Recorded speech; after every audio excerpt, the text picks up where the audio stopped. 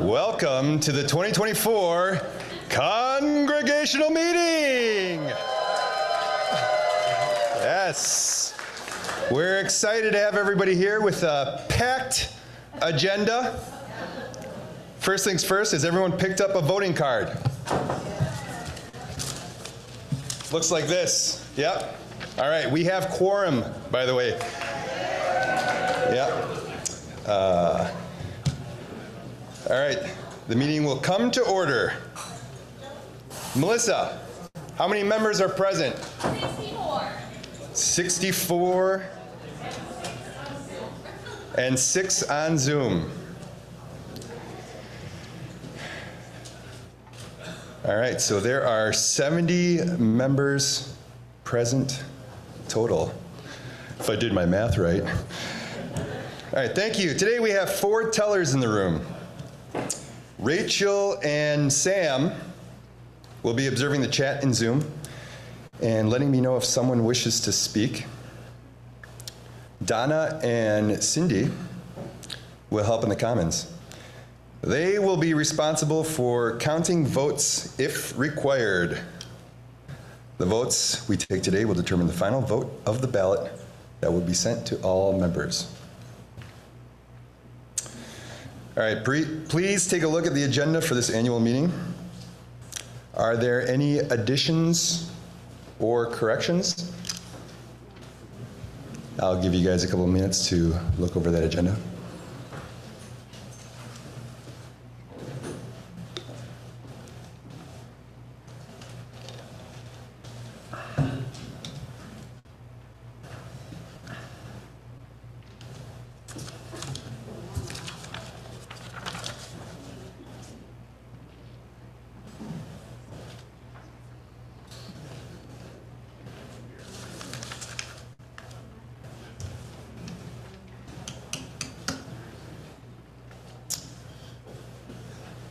All right, hearing nothing, the agenda is approved. Yes. All right, now if you want to look at the next page on your packet, take a look at the meeting minutes from last year. Are there any additions or corrections to the minutes of May 21st, 2023?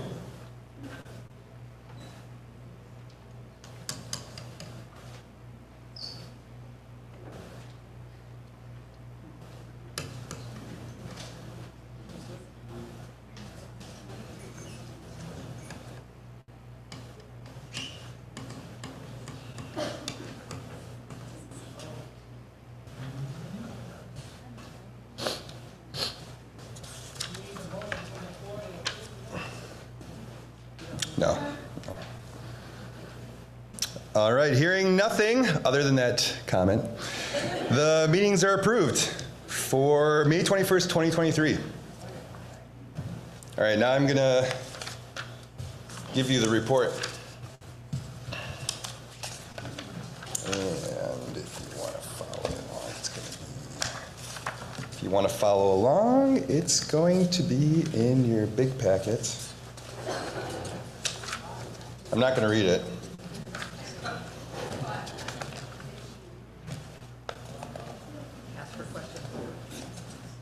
Any questions? Where is that report? I saw it. I swear I saw it. Page 5. Ah, yes, there we go. All right, there's a couple things I want to call out in here. First, I want to honor Matt Johnson, who passed away last summer. Matt was a member of the board. He was a really great presence to have. He provided a lot of grounding, stoicism, reason, rationalness. It was really great to be able to work with him for a year. I had a nice conversation with him just a few weeks before he passed away and was looking forward to the upcoming board year with him. And then he obviously passed away unexpectedly while he was out on the Galapagos Islands, enjoying life to this fullest like he always did. And in his absence, I want to recognize Dan Baer, who stepped up to fill in for him admirably.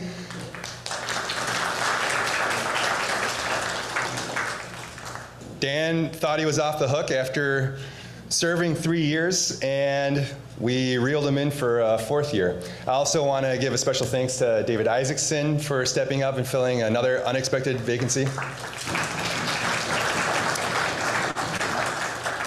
Really appreciate that, guys. I also want to give a big shout out to Tom Hackley. Tom had some big shoes to fill. Alan has been running the show for the finances for quite some time, and we really appreciate Tom stepping up and doing a great job, including helping us navigate this challenge of covering that $60,000 deficit with a very successful fall campaign. And I want to thank everybody in here and everybody that's not here that helped out for stepping up and helping us close that gap. We really appreciate it, and financial stability and securing our financial future is a big part of our mission for this board. So I want to thank everybody for that.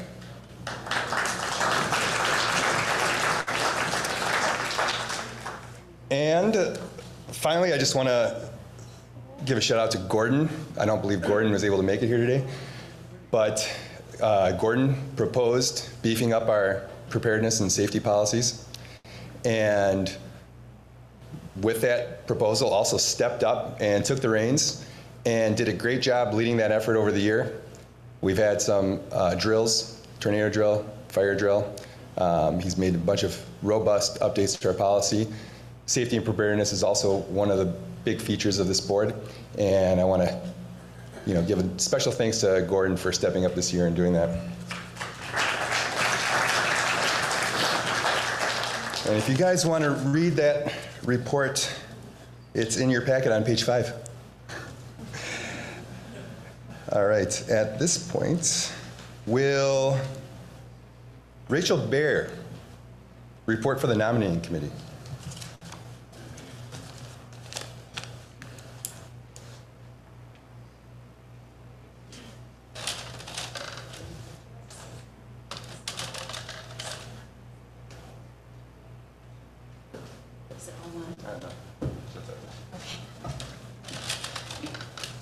Trying to figure out how I'm supposed to do this.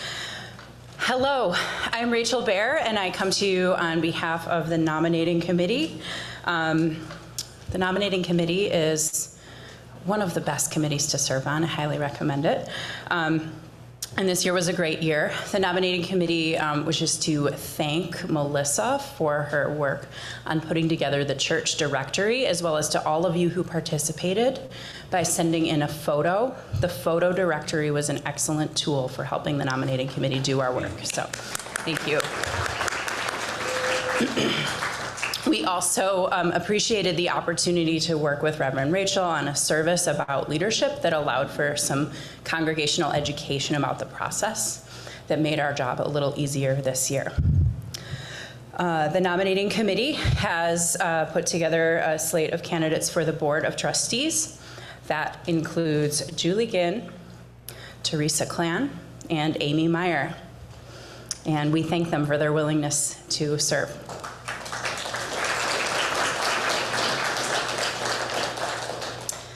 We also have a slate of candidates for the nominating committee, Michael Leonard and Ken Tyndall.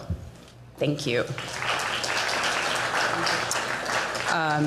Sandy Steele, Karen Friedel, and myself, Rachel Baer, have completed our service on the nominating committee.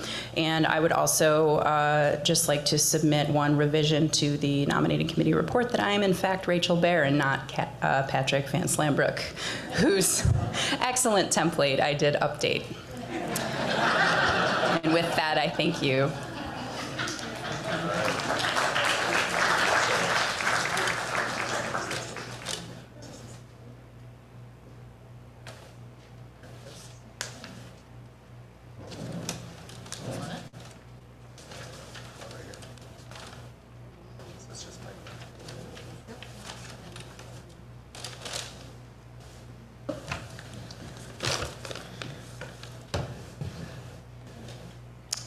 Our bylaws have nomination by petition, and so no additional nominations can be made at this time. All those in favor of including the entire slate on the ballot sent to all members, please raise your voting card. Those in Zoom, use the raise your hand function.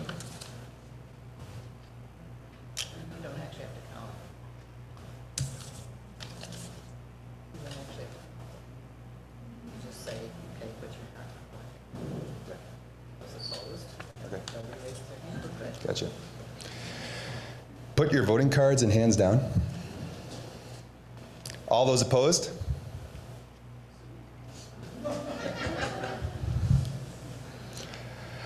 The slate of Michael Leonard and Ken Tyndall for nominating committee will be passed.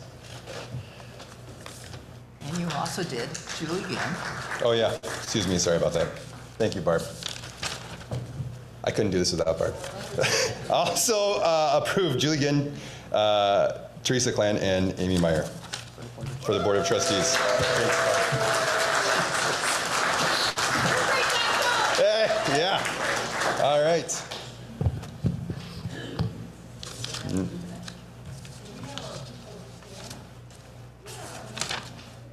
Yeah, stand up. Get recognized. Yes. Thank you. We appreciate your commitment to service. All right. And now we're going to finances. All right, Tom, you're up.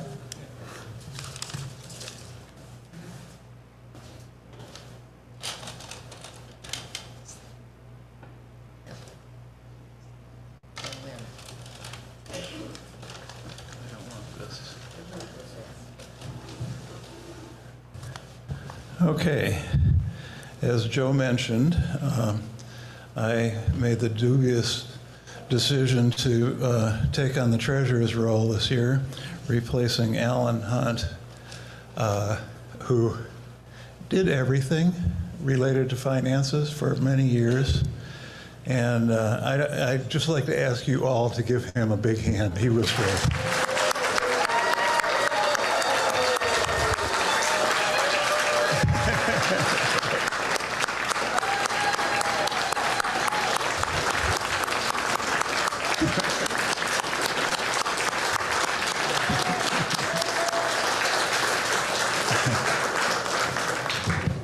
To give you an idea of what it's like to replace Alan Hunt, here are the people that I could not have done this without. Denise Hartsaw, who's chair of the Finance Committee, Greg Feldmeyer, who's chair of the Investment Committee, Pat Van Slambrook, who's serving as a deputy treasurer and also serves on the Finance and Investment Committees, Barb Davis, who has done her darndest to keep us online and remember everything that's ever happened here. Diana Lundquist, our bookkeeper, who also has that kind of a memory and keeps things on track. And lastly, Reverend Rachel, who, among other things, was my counselor in times of grief when I needed to be lifted up and put back on track. She and I spent a lot of time talking about all of this. We had very honest disagreements. I pushed the premise that the bottom line was the most important thing. She pushed the premise that the bottom line was not the most important thing. And we usually found a way to resolve this. In fact, we always did. And I feel like after that sports service, we high-fived and we really meant it. So I'll give you a quick rundown here. There are actually 4 pages in the annual meeting that relate to money. The first one is the financial snapshot of this year, fiscal year 23-24, as of the end of April. So at the top of that is a listing of all of our savings and investments. And I'm pleased to say that it's all doing better than it did last year, and hopefully the stock market is going to give us a little boost. The investment committee is Greg Feldmeyer, Pat Van Slambrook, and Jeff Vander Straten. And they meet regularly, look at how we're invested, and try to make the wisest decisions. And I think they've been doing a great job. There's also a list of what we have in the savings account there. There are some special set-asides for various things that have either been donated by people to go to designated purposes, or we started a fund to do something important. So there's the AV Gifts Fund, the Piano Fund, which hopefully we will have enough money in to buy a new piano. Green Sanctuary Fund, which was some prizes that we won for our work on net zero carbon.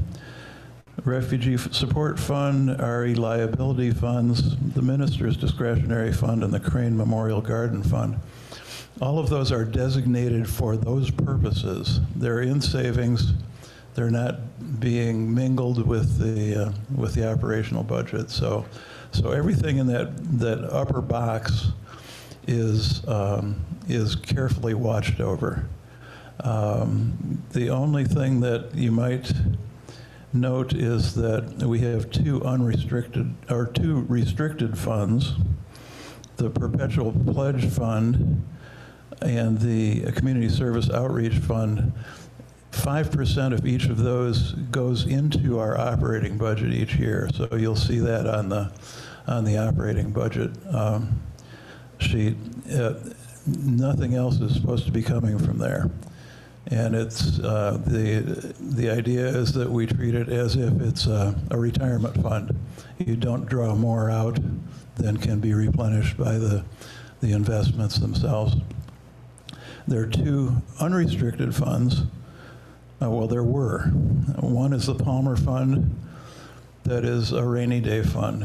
If something disastrous happens, we can go in there and use it. But it's intended to be for those purposes only. And there was a reserve fund, which we've discontinued this year because there didn't seem to be any reason to keep a pot of money that was readily accessible in this day of digital transmission of funds. So that's been closed out. So we have $574,824 as of the end of April, at the end of March, and 40,000 and some odd in savings at that time. Then there's the Treasurer's operating fund report down below. That's just a month, basically the latest of monthly reports that go to the Finance Committee and the board. It shows that we're doing as predicted. We're bringing in the income that we expected, and we're spending no more than the expenses than we expected. So we're right on track for the end of the year. Now, I will remind you that a year ago, we passed a budget that had a $60,000 deficit. 40,000 of that was to come from a special pledge drive in the fall, and the remainder, a little short of $20,000, was to come from the Palmer Fund. In the fall, we raised a little bit more than the $40,000. So thank you very much for that. It was the second time in that calendar year that we asked you for money, and you came through. So thanks so much for helping us make last year, or the current year's budget, closer to balancing. The remainder of that was to come from the Palmer Fund, and that money has already been transferred to get us through the last 2 months of the year. So we expect that by the end of June, the end of the fiscal year, we will have nothing left in our checking account and owe nobody anything. and we'll be ready to start a new year. The next 3 pages, is everybody still awake? Okay, all right, good. Next 3 pages are the budget as has been proposed. It was basically put together by asking all the committees and everybody who has an expenditure side to submit their proposed budget for the year. And then we went through and tweaked things afterwards. So I'm just going to give you a couple of highlights from that.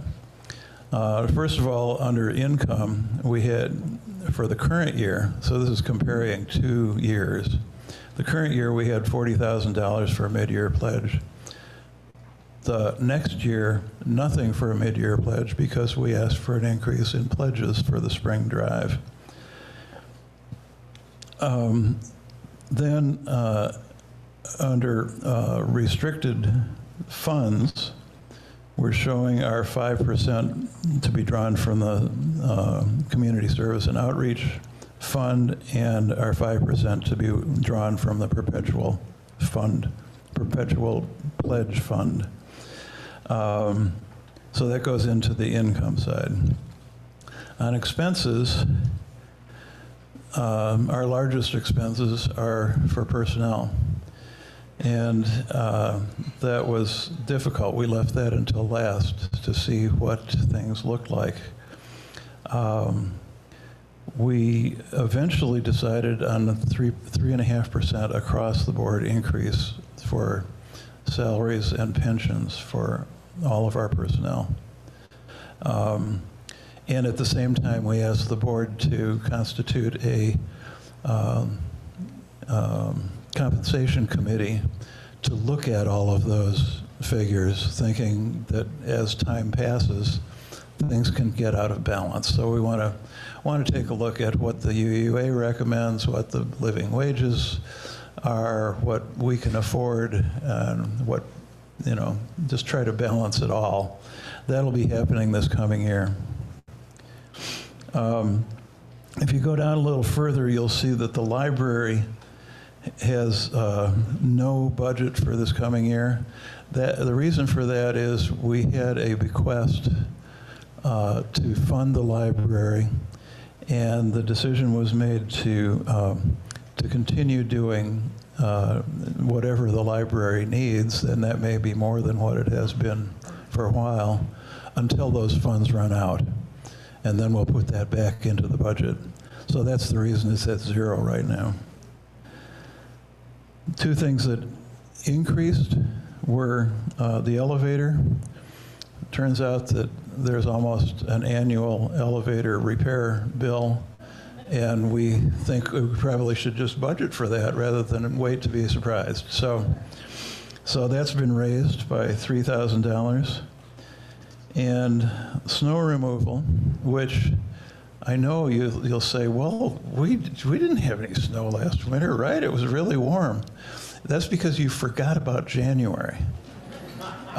January, we had 11 incidents where we had to call the snowplowers out, which is about what the average is. So we didn't really save anything on snow plowing, much as we would have liked to. So we've increased that a little bit because with climate change, we don't know what's going to happen, but we want to be prepared for it. And then, so that's pretty much, the remarkable things in the budget that I would remark about. others of you might have something else to say. Not right now, Adam, okay? We had our budget meetings a week or so ago, and that was the time to raise questions.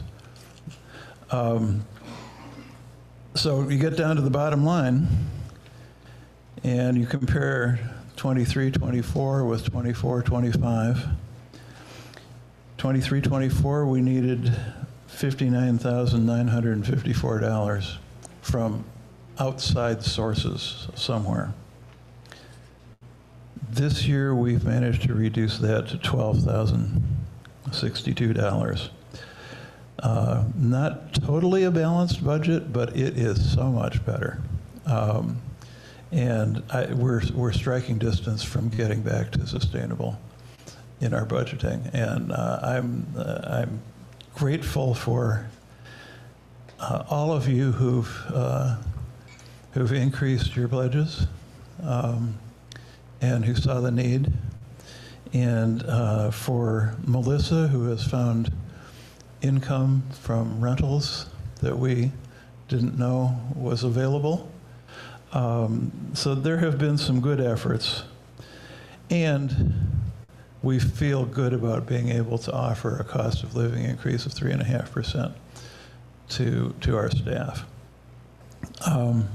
So that's kind of the end of it. That's, you know, the best guesses.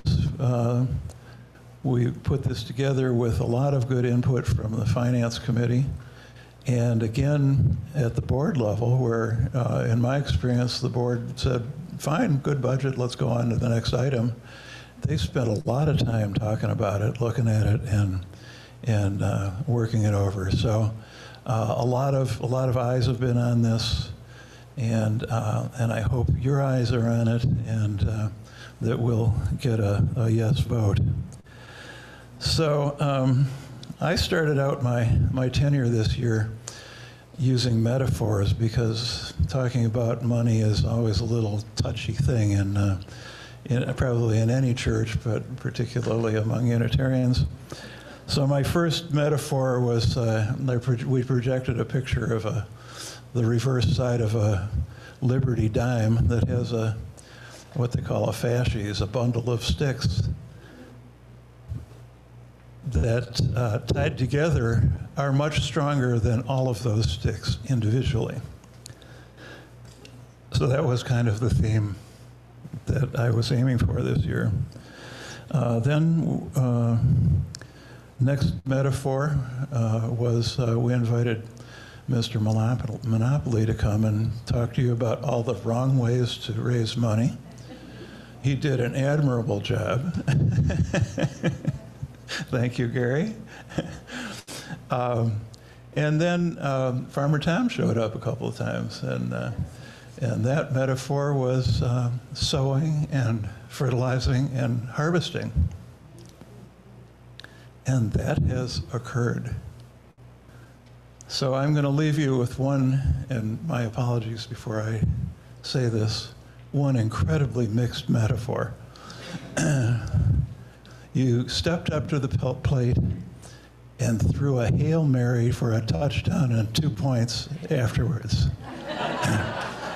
You started your drive to the basket, took a step back, launched one from deep three-point land, and swished it.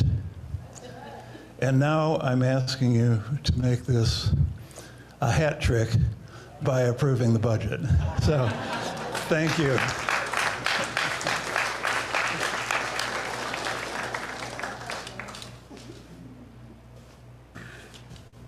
Thanks, Tom. That was great. All those in favor of adopting the budget, please raise your voting card or raise your hand in Zoom.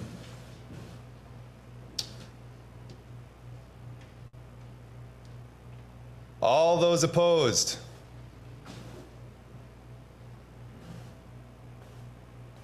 The budget for the 2024-2025 year will be included on the ballot.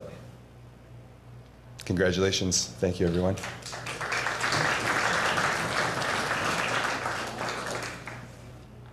Is there any new business?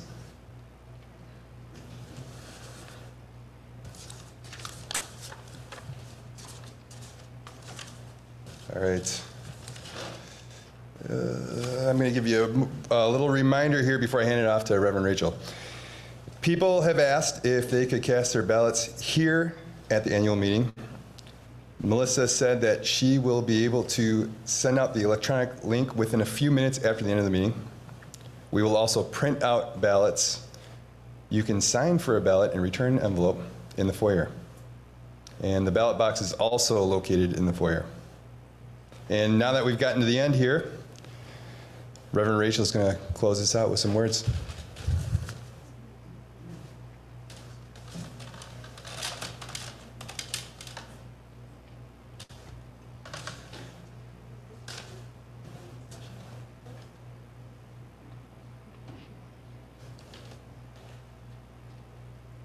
Thank you all for showing up, for staying to the end. That is no small thing on this warm day that we might want to go outside and enjoy.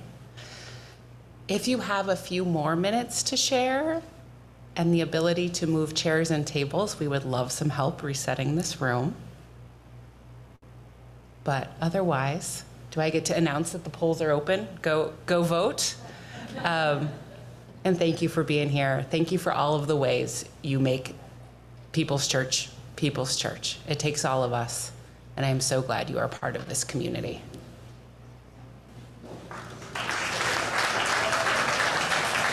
Thank you, Reverend Rachel.